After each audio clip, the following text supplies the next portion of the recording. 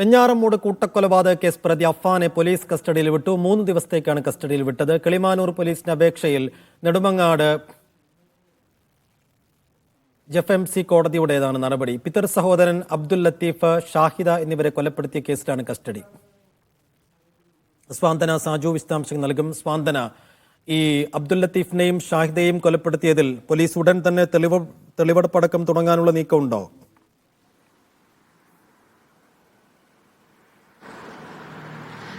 സൈഫുദ്ദീൻ, ഈ വെഞ്ഞാറമൂട് കൂട്ടക്കൊലപാതകവുമായി ബന്ധപ്പെട്ട് ഇപ്പോൾ പ്രതി അഫ്ഫാനെ കിളിമാനൂർ പോലീസാണ് നിലവിൽ കസ്റ്റഡിയിൽ വാങ്ങിച്ചിരിക്കുന്നത്. കഴിഞ്ഞ ദിവസം പാങ്ങോട് പോലീസ് അഫ്ഫാനെ കസ്റ്റഡിയിൽ വാങ്ങിച്ച ശേഷം കഴിഞ്ഞ വെള്ളിയാഴ്ച തിരികെ ജയിലിലേക്ക് മാറ്റിയിരുന്നു. അതിന് പിന്നാലെയാണ് ഇന്ന് രാവിലെ ഇപ്പോൾ കിളിമാനൂർ പോലീസ് ഇതുമായി ബന്ധപ്പെട്ട കസ്റ്റഡി അപേക്ഷ സമർപ്പിച്ചിരിക്കുന്നത്. ആ അപേക്ഷയിലാണ് ഇപ്പോൾ പ്രതി അഫ്ഫാനെ ഇപ്പോൾ കസ്റ്റഡിയിൽ വിട്ടിരിക്കുന്നത്.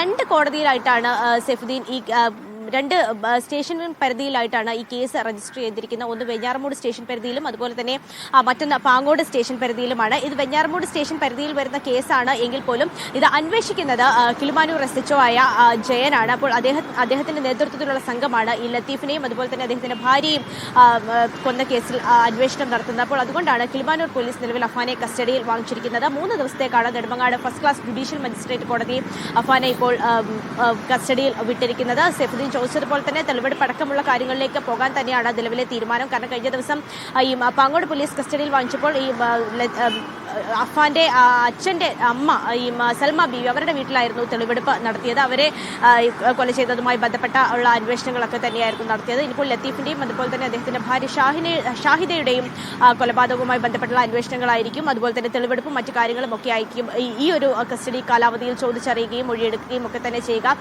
എന്തായിരുന്നു ഈ അഫ്ഫാന് ലത്തീഫിനോടും അതുപോലെ തന്നെ ഈ ഭാര്യയോടും ഇത്രയും വൈരാഗ്യം എന്നുള്ള കാര്യം കഴിഞ്ഞ ദിവസം തന്നെ ഈ പ്രാഥമിക അന്വേഷണത്തിൽ തന്നെ പോലീസ് കണ്ടെത്തിയിട്ടുണ്ട്. ഇവർ ഈ അഫ്ഫാന്റെ പിതാവ് ഗൾഫിലായിരുന്നത് കൊണ്ട് തന്നെ പല കാര്യങ്ങൾക്കും ഇവരുടെ വീട്ടിലെത്തുകയും ഇവർക്ക് സഹായങ്ങളൊക്കെ ചെയ്ത് നൽകുകയും ഒക്കെ ചെയ്തതും ഈ എതിർസ്ഥാനത്ത് നിൽക്കുകയും ഒക്കെ ചെയ്തിരുന്ന ആളായിരുന്നു ഈ ലത്തീഫ്.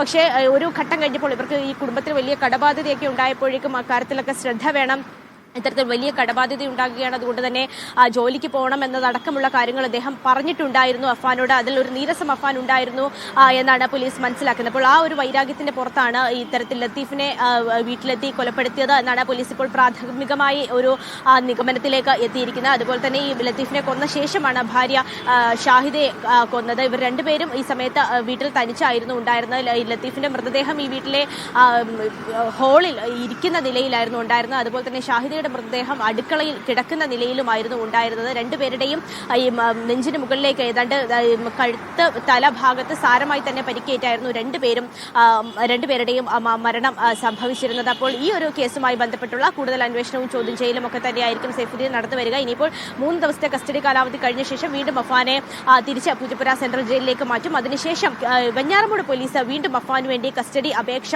നൽകും.